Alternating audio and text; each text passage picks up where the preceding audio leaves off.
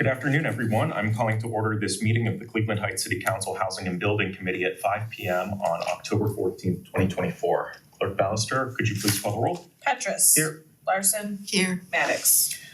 And just for the record, Councilman Maddox reached out to me and Clerk Ballister this afternoon and let us know that he would not be joining us.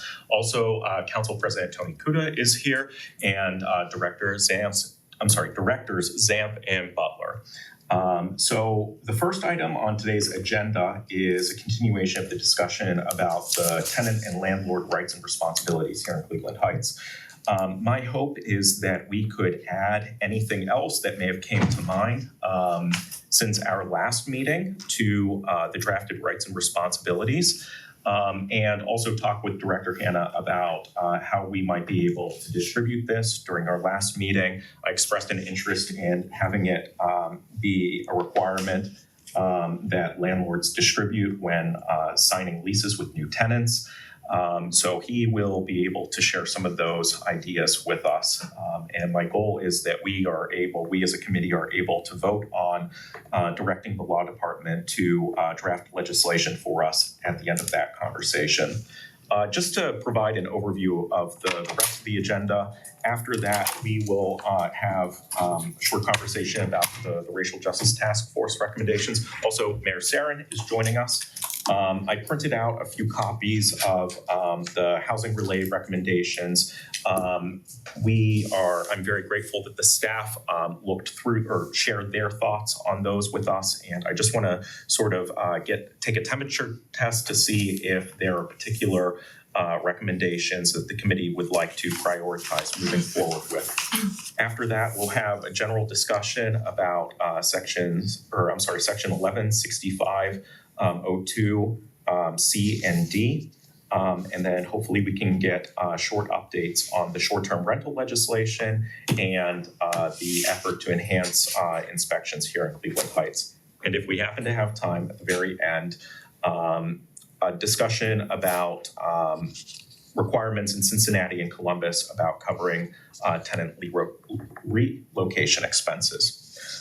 So with that, back to the second item on the agenda, the tenant landlord rights and responsibilities. I sent out the documents for those who have devices, but I printed a few copies here. Is there anyone who would like a physical copy? Is this the near-term and long-term recommendations? Those are the Racial Justice Task Force recommendations. Okay. The other attached document was the one drafted by the Legal Aid Society. Director Hanna, we are starting our conversation or meeting with an overview or continuation of the tenant and landlord rights and responsibilities. I happen to have a version printed. Would you like that, or are you good with your? Okay. I've got one here. Okay. So since our last conversation, there was one thing that came to mind for me. There is a tip section, and I feel like it might be beneficial if we were to suggest that people ask a landlord if there are any outstanding violations. That might be something worth including. One thing to note before continuing the conversation is that, as I noted in earlier email, I anticipate that whatever legislation is drawn up will give to the staff the final authority over choosing what should be in the document, so we don't have to totally wordsmith it. But are there any other thoughts or additions that people would like to see with it before passing it along? I think it's really important. The distribution is really important to get information out there. And I like the last part where they've listed just a sample of the Seattle practice for tenants, where the Seattle requires landlords to provide city-sanctioned renters handbooks to each applicant, each tenant every year. I think that's really important, because then that means we get the information out there on a very regular basis, not just sporadically. So I would suggest we try to go there if possible. Okay. I am so sorry. Otherwise, the rest of it looks good. Okay. Council President Kuda, are there any other things that you wanted to? Yeah, the tips for tenants are really fantastic, and So that's the thing that kind of prevents all the other stuff from bad stuff from happening or potential bad stuff from happening. Is this, I guess I wanted to see some red lines from what it was to what, the changes. We don't have like a version. Unfortunately, I don't have one of those with me today, but I could try to create one from their first draft to this second draft. Yeah, only because I know we discussed, 6 or 8 changes. That's my recollection from the last time, but it's been a month. So I have not made any changes to the document since the last meeting. Okay, So the changes that I would be able to redline are between the meeting that we had maybe in June with the Legal Aid Society and what they presented to us at the last meeting. So I personally have not gone through and made any changes. okay. Then I don't need to see anything. Mayor Sarin, is there anything about this particular document or just in general that you would like to share with us? Thank you, Councilman. Yes. So first, I think I just wanted to express that I think that this is a great idea, and so I'm generally in support of providing this avenue to not just, and this is something that I haven't really thought of until just now, not just provide a better understanding of the tenants' rights to the tenants. But I think that this also has the impact when you're requiring landlords to provide this information. You're also giving them a repeated opportunity to better understand their tenants' rights. Yeah. And therefore their own responsibilities to respect those rights. And so I think that this is a great idea, and it also provides an avenue for the landlords themselves who have a financial incentive and mechanism for communicating with their tenants through that leasing process, to reach out to tenants in ways that extend our reach here in the city. Yeah.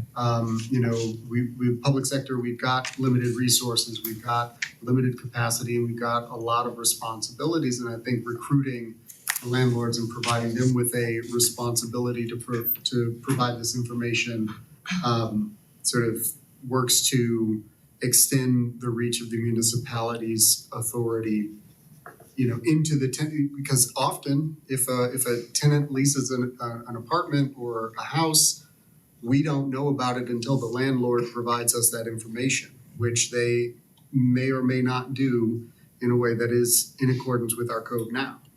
And so this is something that I think is really useful, and so I just want to extend my appreciation. Anything that anyone else would like to share? This idea. Otherwise, Director Hanna, are you able to share with us some of the ways that we might be able to go about requiring this? Other things that might be important to have in the legislation, like a phase-in period, any sort of process for reporting to the city if someone did not receive this, anything that you feel would be important to have in legislation? I haven't developed any outline at this point. Okay. And in part, I went back to, because I couldn't remember where we left this. So I went back and listened to the prior meeting at 2 speed, which is kind of entertaining. Yeah. But I was thinking today that you were, this had been distributed and you were waiting to get some comments back from various folks. I don't know what all you may have received, but I didn't go beyond that then to come up with that. But I think that looking at where this requirement would reside is worthwhile. And then to your point, the specifics of what the requirement is annually upon lease execution. And then out of the gate, I guess you have to figure out when's the first required distribution. Is it in January of 2025? Is it some other time? I don't know if that's what you meant by a phase-in consideration or not. Yeah, for example, with the short-term rental legislation, I think that we were talking maybe about a 1.5 year phase-in period.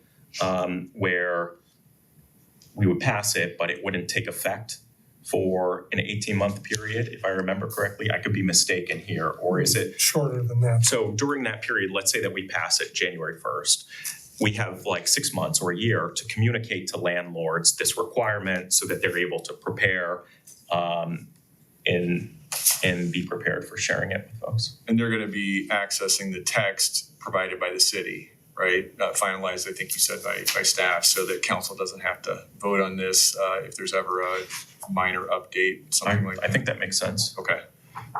So yeah, I think that makes sense. It's just a question of when that would be. I mean, if this is in shape to be adopted by the end of this year, you may not want to start with January. That might be hard for people to comply with, like, first of all, to become aware of it, and secondly, to comply.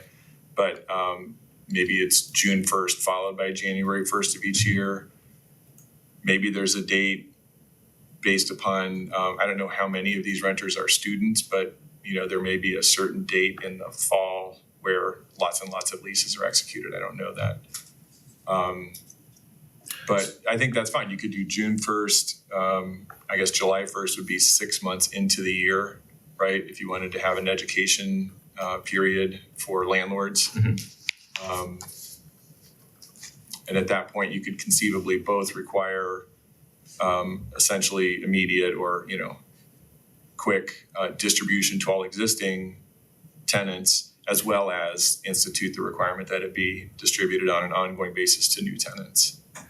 I think that what you just described is exactly what I would like to see. I like the 6 month, maybe even longer, maybe 9 month period where we can educate folks about this requirement.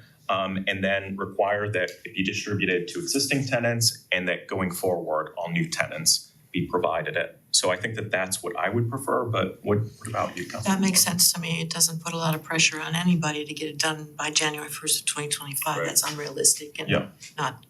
it's just unrealistic. I would like to say July 1st for, especially if you want to stage it for those new leases that are signed, so the landlords get accustomed to the fact that this has to go out with each of these new leases. Mhm. And then you'd be ready by the January 2025 for them to go out when people renew their certificates of occupancy. There's been some kind of buildup rather than expecting that to happen right away this coming January. So that all makes a lot of sense. Okay. Do you have a preference? I think that phase-in sounds right to me. The mayor and I were talking last week about, possibly reinstating a welcome wagon kind of thing. I wonder, if there's a way to kind of coordinate the information that we get from the landlords with, that it's a side issue, but Yep. something I'd like to see happen. Do you feel that you have enough information to be able to start drafting something? I think so. Okay. And, recognizing that there may be, highlighted fields that council may want to think through in terms of specific dates. There's a question in my mind about where we, again, as I said, where we have this requirement reside. Is it codified? Is it a non-codified ordinance? There may be reasons that it's preferable to be codified. I'm just not certain where it goes right now, but we can look at that and put together some legislation and touch base with you all about it. Okay, great. Do you need the committee to vote to authorize this? Would that be No, I helpful, guess if or- you're making a recommendation to council, that's fine. Or if you want this legislation to come back to council back to this committee, and that's the recommendation that you make to council. Yeah, I Might think be the that cleanest way to do it. once you start drafting it, it'll be helpful for us to take a look at it, provide feedback. So you are able to start drafting it without us having to vote, is that what I'm hearing? Yes. Okay, great. Before moving on, is there anything else on this topic that anyone would like to bring up? Oh, I think it's great you've gotten this far. I'm excited about it. Very grateful to the Legal Aid Society. Yeah. And so I think that this will be very helpful for folks. So the next item on the agenda is the Racial Justice Task Force recommendation. So I printed a few copies. Would anyone like a printed version? I'll take one. Okay. So again, very grateful for Director Zamp going through and sharing his thoughts on some of these. I reached out to Judge Costello, asking if I could learn about the diversion program. We have a conversation scheduled on Wednesday. So we'll be able to provide at the next committee meeting an update on that. But I wanted to see whether there are certain recommendations here that folks on the committee would like to prioritize so that I have a sense for what you all might like for us to work on next. And Mr. Mayor, I'd love to, hear your thoughts as well, if there are certain things that you think are especially important that we prioritize in here. Thank you.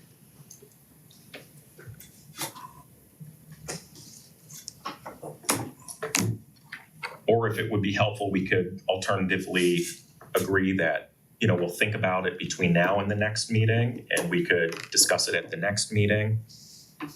If there are certain ones that we'd like to prioritize. Well, I'm sorry, Yeah, you're of course. already getting at the education as the rights and obligations to every tenant and landlord, so you can kind of check that off your list, right? Yeah. And then maybe along with that, the reinstating the welcome program, which coincide nicely. So that's already been prioritized and almost accomplished.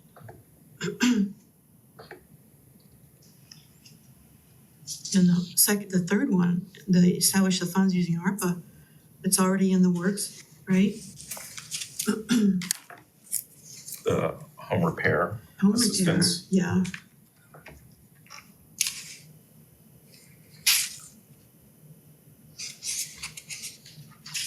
Do you have any comprehension, or have you talked to anybody about what they meant by rent relief, if there were conditions that would be tied to that, how they describe that? I haven't talked with anyone about it. Gary Benjamin might be able to answer that question. Okay, so I could reach out to him to learn more about what their thought was there.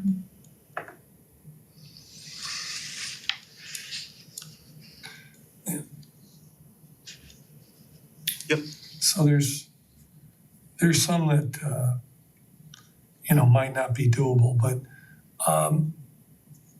on the third page, cities should establish a stronger commercial business inspection program to enforce the building code in commercial districts. I remember we got a email from a resident about the certificate of occupancy for for commercial landlords, and being more strict about that. I don't know, because I know that there are people I know that there was, I don't want to mention specific businesses, publicly, because it's kind of embarrassing, but there was a couple of pop-ups that happened around the holidays where there was no heat, and I'm just wondering, how does that stuff happen and what can we do about it? So we are making a further concerted effort to make sure that our economic development folks and the housing side, the licensing side are all coordinating thing, and the Citizen Serve platform is helping us with that. So I think it's a work in progress, but we're trying to keep track of businesses and properties in all districts, but particularly in those commercial districts as best we can. And now that we have a full staff, I think we can do it a lot better than we have in the past. I don't know if you have anything to. Oh, I think it's always a work in progress. The more staff you have to comb through those and do systematic inspections on properties routinely, it helps, to keep going and inspecting them on a regular basis. But yeah, to Director Zamp's point, when the businesses show up, right, that's when we can figure out what the process is, get them registered, get the contact info, and let those people know what we're expecting of them on a year basis, and however we decide to inspect it on the exterior. Can you just explain briefly the process for okay, there's a vacant commercial building and then somebody moves in. What's the role of the inspectional services or the building inspector on that building when it's vacant but then going to be occupied? So somebody will apply for a new business to be located in the structure. And it has to go through a number of different reviews, so planning review, the building department review to see if there's a change of use. And then, any plans that are submitted for work that's done, so that the permitting, the construction permits have to be obtained. And then once those are all complete, then we'll do a maintenance inspection on the property as well. So once all that is completed, then they get a certificate of business occupancy. Before, obviously, the tenant moves in. Correct. I mean, that seems kind of foolproof in a way. I think the issue is moving forward, right? What is the routine amount of time to inspect again? Do we want to go back inside and inspect the interior again? The fire department typically does a yearly inspection for fire-related items. So just kind of getting that routine inspection schedule nailed down, and if it's interior and exterior. There, yes. And just to add to that, there is communication between fire and building or housing and the inspectors there. So there's the opportunity when fire goes in and does an inspection, if they see other things, they've seen them and can communicate those things to other inspectors who are inspecting for other, concerns. So I guess we sort of talked about how we're achieving some of these, we're working on some of these. Would it be okay if I ask people to think about these between now and the next meeting, and then at the next meeting share which of the others you think that we should prioritize? I just want to, rather than choosing, one that I myself might think might be a good next step, just learning if there are any that other folks think are especially important for us to work on would be helpful. I'm fine with that. When you speak to Judge Costello, will you talk to him about the civil option and what his viewpoint is on that, or have you already done so? I have not already done so, but I certainly can. Yeah, I'm interested in that. Okay. His perspective. Can he speak on that? You asked me that at the last meeting. Did I? I think that's a question that the councilman is gonna want to discuss with the judge in the first instance, yeah. Okay, I will bring that up. Mr. Mayor, are there any on first glance that you would prefer for us to prioritize, or would you like to have a chance to take a look and then share your thoughts at the next meeting? Well, I would like to take another Okay. look. I did want to maybe point out, and maybe this was has been mentioned. My apologies for missing that, but sort of the resurrection of the entities mentioned. I can appreciate the desire for the continued existence of those organizations, but I can't see how that's a municipal function to do the resurrecting. So that would be something that I would, have concern about. It says resurrect the Cleveland Tenants Organization and the Heights Community Congress. They have, historically, both of those organizations have done helpful work in communities, but I can't see how that falls on a municipal government to make That's a really good consider. When, I'm gonna guess when they wrote this, and obviously this was last year,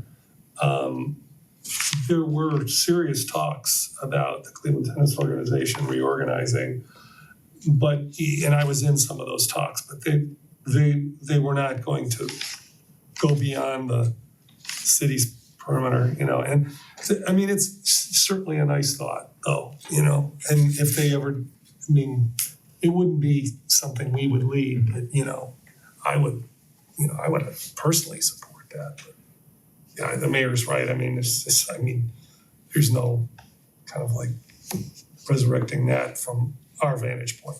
While it's not something that we would resurrect, would it be okay if we reached out to like maybe a nonprofit and said, hey, there might be value in this, and maybe if they take it up?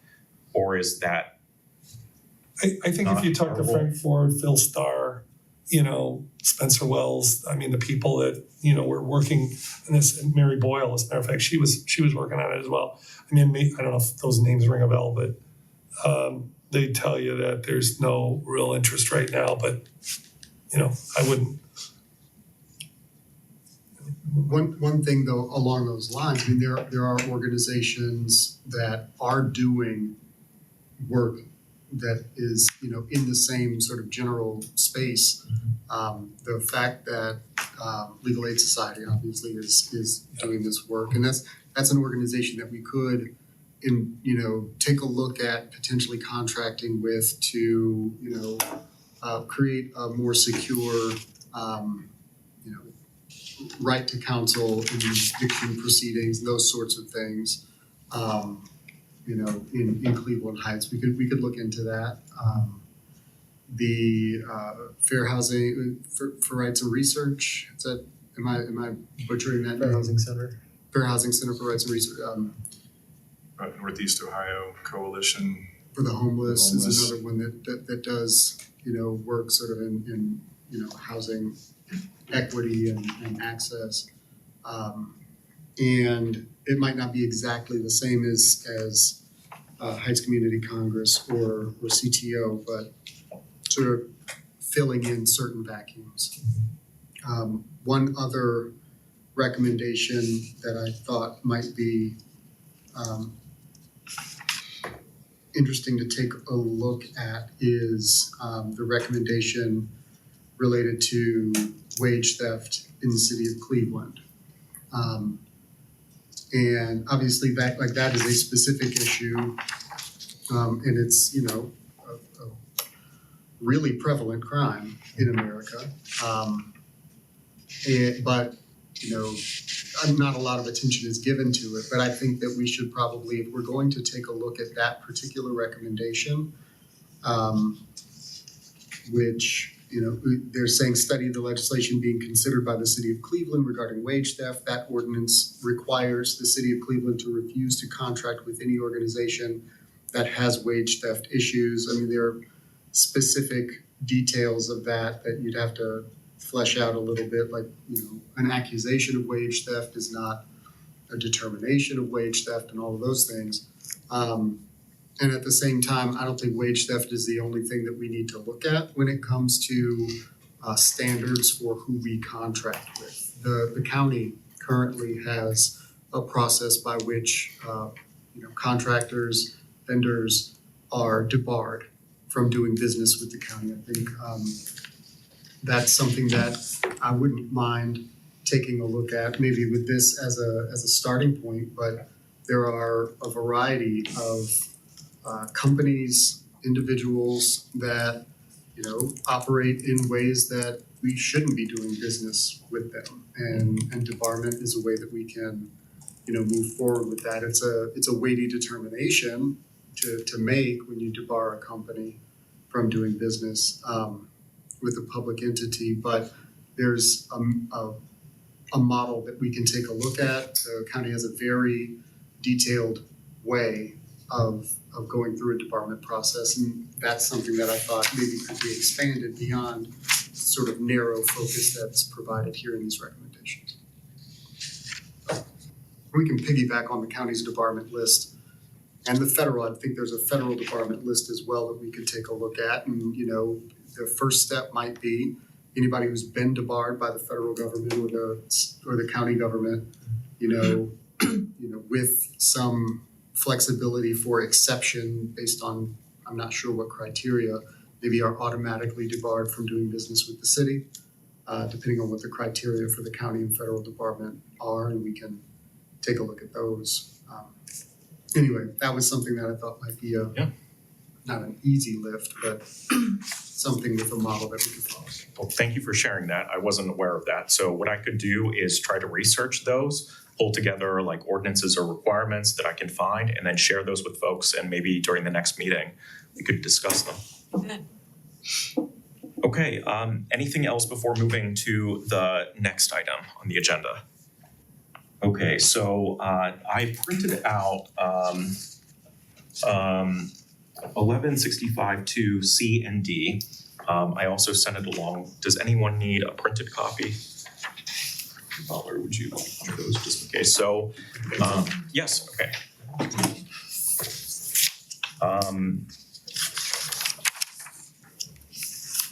So my hope was that we could have a general discussion about these requirements. My understanding is that there is an interest from some folks that we consider parking options that would be more permissive to commercial vehicles. And so I printed this out in hopes that we could have a discussion about that and see where people are at with that and see if there are any specific changes that we'd like to consider making, and also hear from Director Zanf on his thoughts on this and whether there are any changes that he might suggest, if there is interest among council members that we consider changes. So I guess Councilwoman Larson or Councilman Kuda, are there any particular things here? I would like to hear from Director Zanf, please, first. So just for a brief background, we have two sections of our code that have restrictions on parking of non-passenger vehicles in residential districts, and then that's C, and then D is parking of recreational vehicles in residential districts. These are very common regulations that can be found particularly in suburban communities. And I'll say from experience in the last place that I worked, that you probably have an equal amount of people who think that they're good regulations and an equal amount of people who think that they're overly restrictive regulations, because they do get to the heart of what neighborhoods are about, which are the residential character and the sort of the feeling of community. But we live in a world where people make a living, and they make a living in different ways, whether that's within their home or outside of their home, and sometimes their vehicles are not passenger vehicles, but they're commercial vehicles. In the same way with recreational vehicles, that's a part of the way we live. So I would just say that it is something that I think if you want to consider, you should have a hearty discussion with the community about, because I can almost guarantee that it would be a controversial topic. It still may be the right thing to pursue, but you should at least hear from all parts of the community. Like I said, right now it's in the code, so it's something that we do enforce, usually based upon a complaint, but sometimes through our systematics. So if I could, that sounds like a great idea, having a public hearing. Would it make sense for us to have like a specific proposal that people could comment on, like a specific change that we're thinking about, rather than just like sharing, these sections and saying, okay, we're generally thinking about changes. Do you think that we should have any? Do you think it's okay if we make a specific proposal? I think you will need to determine what that is. I mean, there's an approach that could be to revise these regulations to be less restrictive or more restrictive. In fact, I was looking to see what had happened. So it's the Village of Portchester, New York, that I've worked previously. So when I was leaving, this is in 2020 and 2021, there was a hearty conversation about adding a restriction on recreational vehicles in particular, but also commercial. And there was a lot of backlash to it. It looks like something had been adopted in 2023 and is just being proposed to be amended in 2024, which did permit some of these vehicles, but with certain restrictions, particularly on weight and size. So that's one approach. Another approach is to say,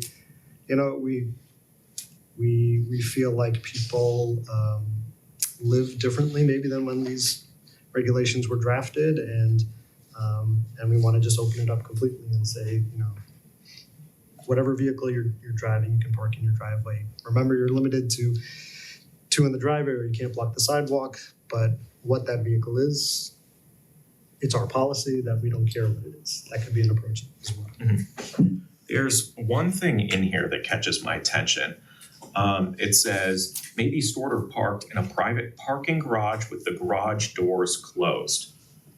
And the reality is that many of the garages in our city are pretty small. And so I feel like that is limiting to folks who may have, commercial vehicle that they use for their business. And so that's one thing that caught my attention that I would be, interested in learning if you think that that is, something fair to consider changing. Well, I think it's part and parcel with the broader conversation because we're talking about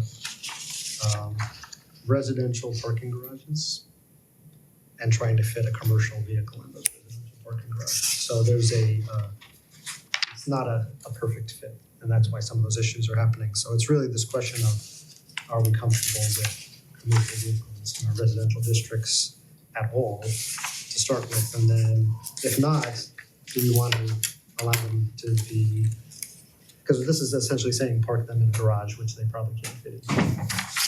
So the alternative is that they would be parked in the driveway. Mhm.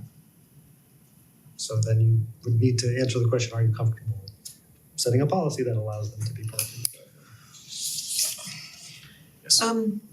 I think a public hearing is the way to go because we know it's gonna be controversial. We need to give people opportunity to make that contribution. The situation we've been reviewing where it's a short, or it's a double lot, short driveway. Like in my neighborhood, for instance, there's a gentleman who has a commercial van and he doesn't have room unless they very carefully stage where they're parking their cars and this van without overlapping the sidewalk. And he's been cited for it and by the police have come over and cited him for it. But he has the he has the option to park it in his driveway. And this is something that I think if we could look at it from the viewpoint, what are the standards? Maybe we can research that. I'm happy to do some of that if you want me to, Councilor Petrus. What are some of the other cities that might have some variances that perhaps could help us with some of these folks that are trying to comply and it's relatively non-obtrusive in the neighborhood? So I'd be happy to do some would be research great. on that. That would be very helpful. Mr. Chair, Yes, of course. because Councilor brings up a good point. So there's an additional aspect to this, which is not just related to non-passenger and recreational vehicles, but it's what we have of these shorter driveways and or some parcels that really have no driveways at all. That's a separate issue, but nonetheless, it's corollary to this because keeping our sidewalks clear is very important. I happen to walk my daughter to school and there's a passenger vehicle that blocks the sidewalk every single day and while we're able, we can get around, but many people can't. So that's an important thing to consider. I just think we have to be prepared that in a hearing like this, there are people, and it's a steady stream of people who equate driveway parking with the city going downhill. And, some of the complaints are people parking vehicles on the lawns.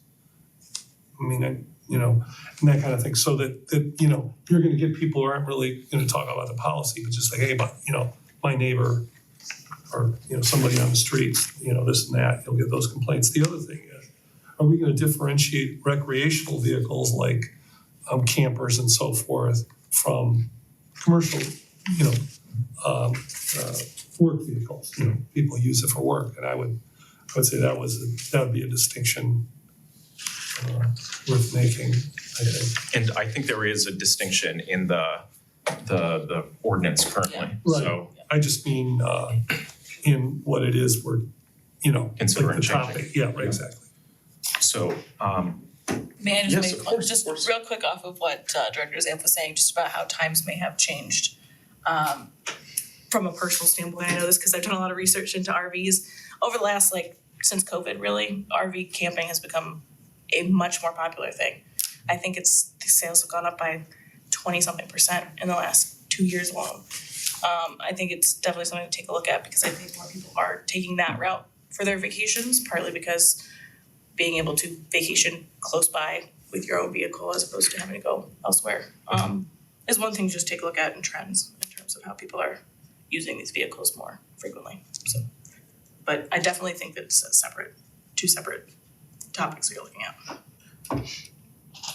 at. Sarah, do you happen to have any thoughts? So, just a few. I wanna state, like, the administration does not have a particular policy position on this. Okay. I think that though, with the exception that I think that it's worth taking a look at and thinking about and sort of turning around in our minds and in our community, both what the sort of the origin of the regulation is and really all of the underpinning philosophical and emotional things that are connected to this particular restriction.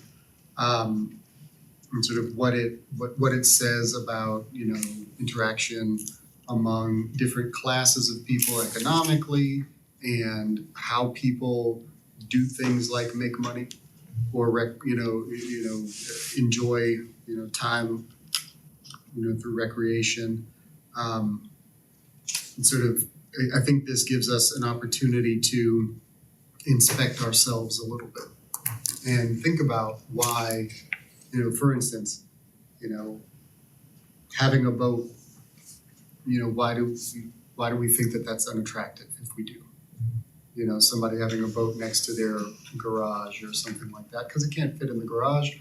They've got a boat, they can't afford the marina, fees or whatever, and so they have a boat though. And that's how they enjoy their weekends. They take their boat down to the lake. Those among us who think that that's aesthetically distasteful, we might want to look at why. We might want to think about why. It might not change anything, and the city of Cleveland Heights may have a particular way it wants to be. And so I don't know how the community is going to communicate that their position on a policy change around that in particular or some other related issue. So I think it's worth taking a look at and thinking about. I do agree that those are two separate issues that are connected but discrete.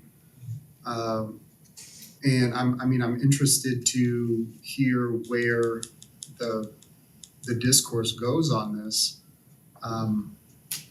And right now, I think, from my perspective, I wouldn't, and I don't think that the administration should take the lead on that discussion. I think that that's an appropriate place for us to, sit back, listen. We can provide sort of more technical understanding of how a change or something might impact what we do. And provide input from I can provide input from my perspective as the discussion continues. But I appreciate, you being willing to take up the discussion and I'm happy to participate, to a certain degree without, getting ahead of our skis a little bit, so. I very much appreciate your offer to do some research. So I would love for us maybe at our next meeting to hear what you were able to find, and then that might help to shape what we might be interested in changing. I do think that it would be helpful rather than us just saying to the public, we're hosting this hearing to consider generally just speaking changes to these sections. If we were able to say changes that might include allowable weight, whether something needs to be in a garage, something like that, just so that people have more of an idea. Yeah. And then maybe it's the case, our next regularly scheduled meeting is the second week of November. So maybe it's the case that we could have the hearing during like maybe the third week before people start traveling for Thanksgiving, or maybe a different time. But yes, so I appreciate everyone's help. Yes. Do you want me to look at recreational and commercial ordinances Sure. in other cities? I think one of the things that we need also to specify is that if we did make a change, that the area surrounding the parking space is maintained and mowed and then the vehicle itself is kept clean. Mm-hmm. Things like that, which will reflect that somebody cares Mm-hmm. about how they are affecting the neighborhood. Yeah. I will do that. Okay. Okay, anything else on that topic before moving on? Okay, Director Hannah, would it be possible to get short updates on the short-term rental legislation and the enhanced inspections? Sure, by enhanced inspections, are you referring to the facade inspection? Yes, Process? Mr. Elmy was talking about how Right. they were thinking about Right. ideas for enhanced inspections. Okay, so starting there, Eric Elmy did provide a draft ordinance, including some material that was based upon Cleveland's ordinance, between and among law and planning, including Allen's area. We've looked at some other cities as well, and we had an interdepartmental meeting to review the initial draft of that ordinance, and we're working on sort of working through some additional details, reviewing standards that other cities have used, things having to do with frequency of inspection, the height of buildings and the age of buildings subject to the inspection and things of that nature. So Okay, great, thank it's you. underway. And what about the short-term rental? Short-term rental, I think there's two updates I can provide. One is that I will this week finish the review of, it's essentially the references to avoidance of nuisance and making sure that the provisions within the short-term rental ordinance are consistent with and work with our other ordinance-based nuisance provisions, including the criminal activity-related nuisance provisions. I don't think that's a big undertaking, and so that's in process now. Okay. And that's really the last step on the short-term rental registration part of the package that was put together for council last year. The other part is something that council picked up, and it was reviewed, I think, initially by the finance committee.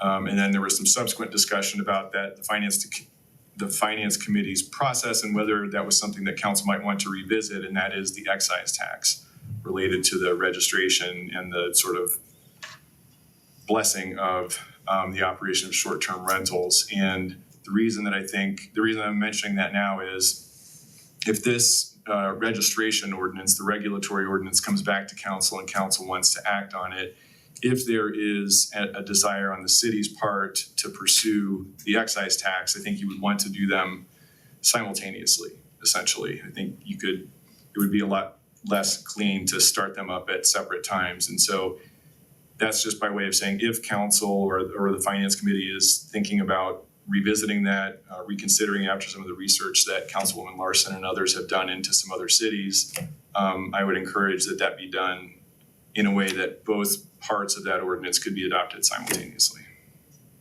So in my mind, it seems like the next steps are for it to be considered by committee of the whole. Is that possible? Yeah. Okay, so at this time, it sounds like there isn't anything else that's needed from our committee.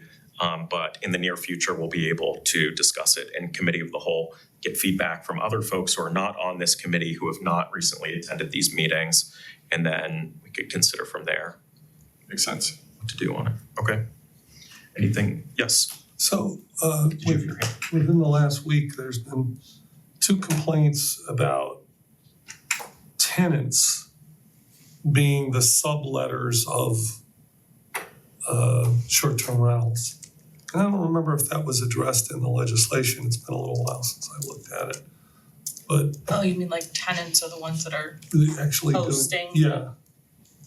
And that a landlord could like get a tenant to do that for them. I think that is addressed in the sense that it defines who is able to list.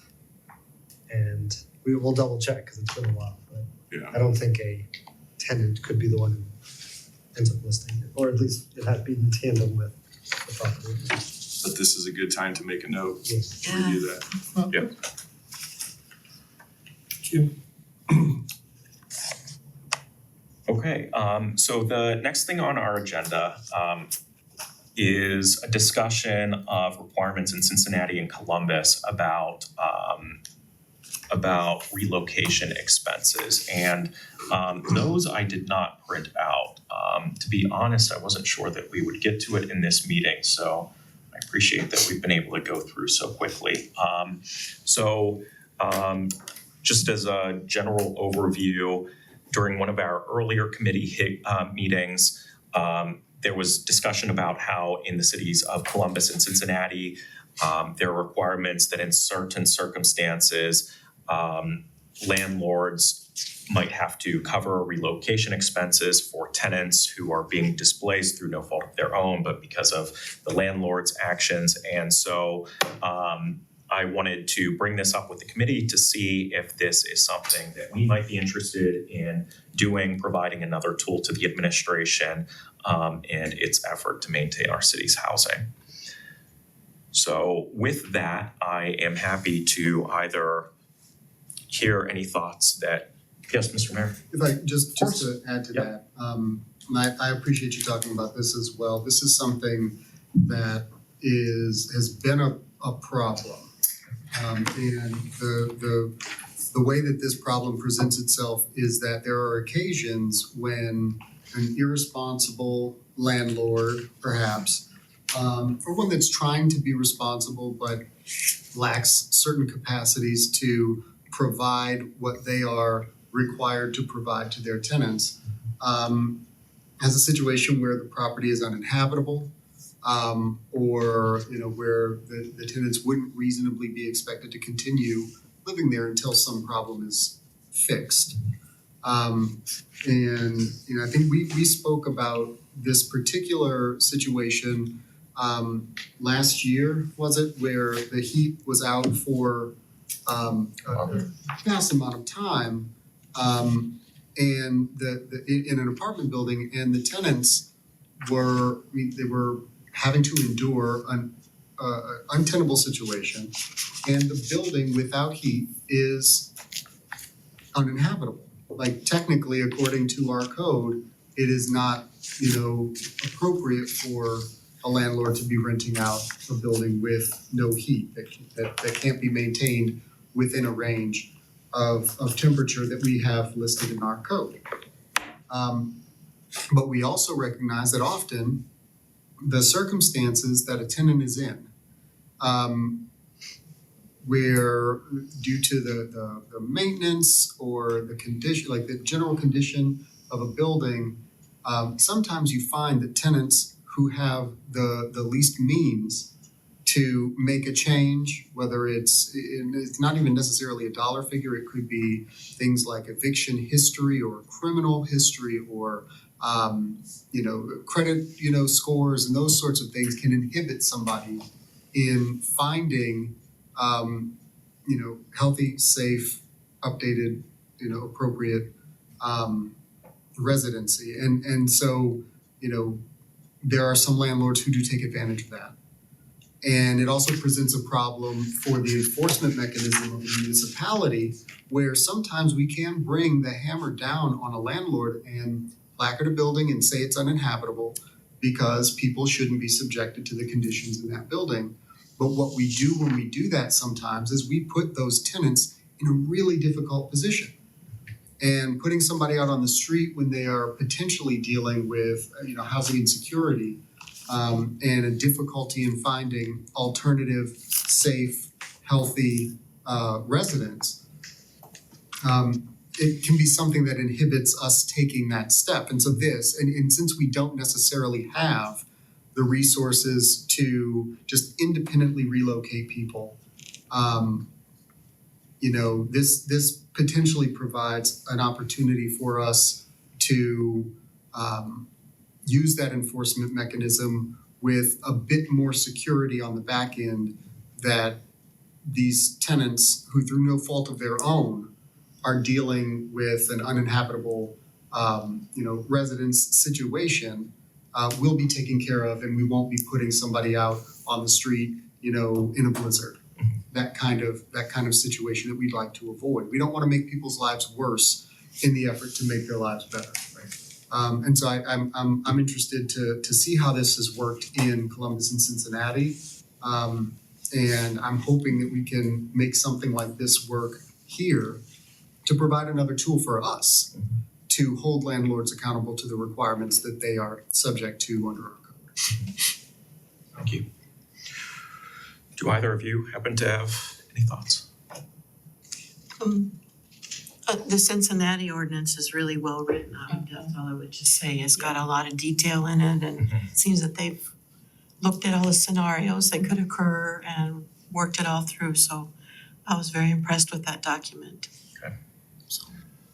Kudo. Yeah, there's one in Texas that I don't have at my fingertips right now, but I'd like to get that I was really impressed with and surprised by. Mhm. You know, because I just didn't expect Texas to have such an ordinance, but it wasn't a state of Texas, it was a city in Texas, so. Okay. There might have been a county, but I'll find that, and I'll forward it to you. Okay.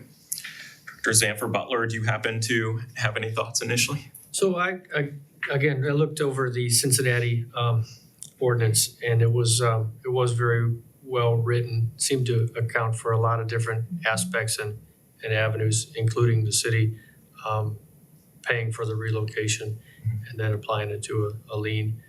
I couldn't quite get to the Columbus one. I had to navigate a couple different pages, but I think it's probably worth a look to see if in certain instances where we've had in the past, you know, what do we do instead of just forcing the tenants out, right? There has to be other options, and I think this may, you know, solve some of those problems. And that's not to say that this is going to be used, or if it were created, that it would be used often, but just to create this tool and have it available, I think could be valuable. So it's definitely something that I am interested in exploring.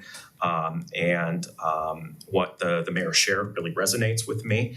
And hearing him describe this as a problem, I think that it's important that if we're able to create this tool for the administration, that we do it. So if it's okay, I'd like to continue the discussion at the next meeting, maybe talk about specific things that we might want to do with such a requirement here in Cleveland Heights.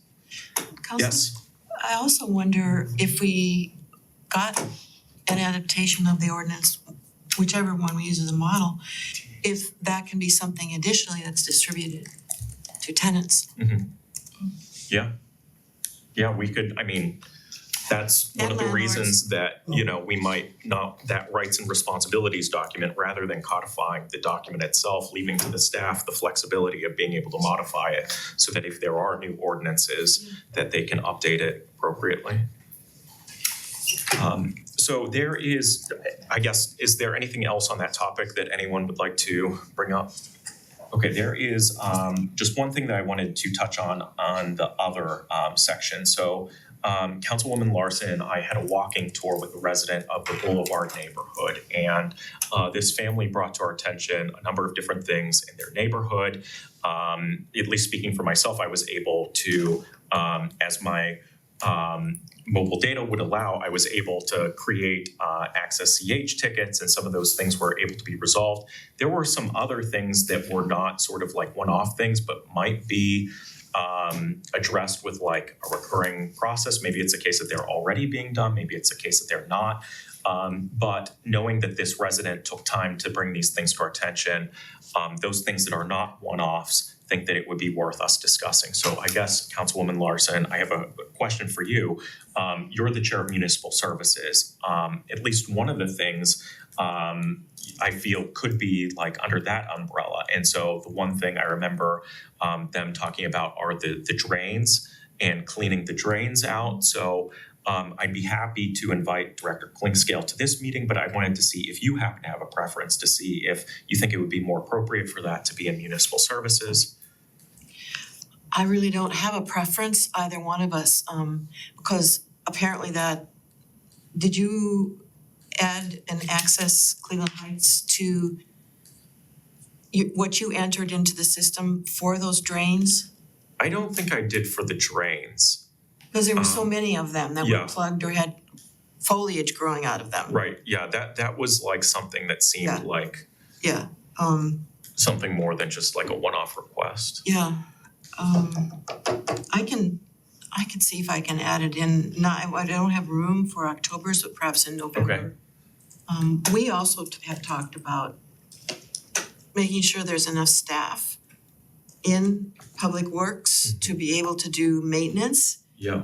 And some of these issues are just Budget. keeping the city looking functional. So I guess, Addie, would I be able to work with you? Councilwoman Larson put together a list, I put together a list. Maybe you and I could like merge the lists, identify those things that we've already like submitted tickets for, and then of the remaining, we can see like, okay, which of these do we think would be best here? Maybe some of them would be better in municipal services. Sure. And then we could like make a recommendation on how to do that. Is that okay? You bet. Okay. You know, in my neighborhood, there's a lot of the basins that have a kind of a cloth screen, if you will, Okay. installed. I don't know if, I would assume that's not the case in the Boulevard neighborhood. No idea. Well, you saw them, right? I just saw them filled with stuff, so I don't know whether Well, you would there's have a noticed screen. this because the cloth, I don't know, it's not made of cloth, but it's It's a fabric. a fabric of some kind, and it sticks out of the actual Well, drain. not necessarily might notice them because apparently on my street, there's one that I have not noticed Oh. any time I've driven past, but apparently is there. But anyway, evidently, this is a new way, I'm guessing, I just see them and all of a To sudden there, manage it. that it's a way of maintaining the sewer system and, so that big chunky stuff doesn't get down there. Yeah. And they can be cleaned, probably by just removing the top and then, kind of disposing of what's in this fabric. How does it handle when there's a large downpour of The water? water goes through. So you it know? doesn't, if there's not something that's lying on the grill like leaves, it's still working the way it's supposed to? Yes, so far so good. Okay. We haven't had a torrential rain recently, we have just regular rain. But yeah, it seems to work, but my point is, maybe you wanna, instead of like doing a ticket for this, just ask the general question of like, will these be installed in the Boulevard neighborhood as well? And what purpose do they serve? Will this allay the complaints, the fears that people have about the drainage, so, as it is. Okay, so Addie and I will take a look at the list.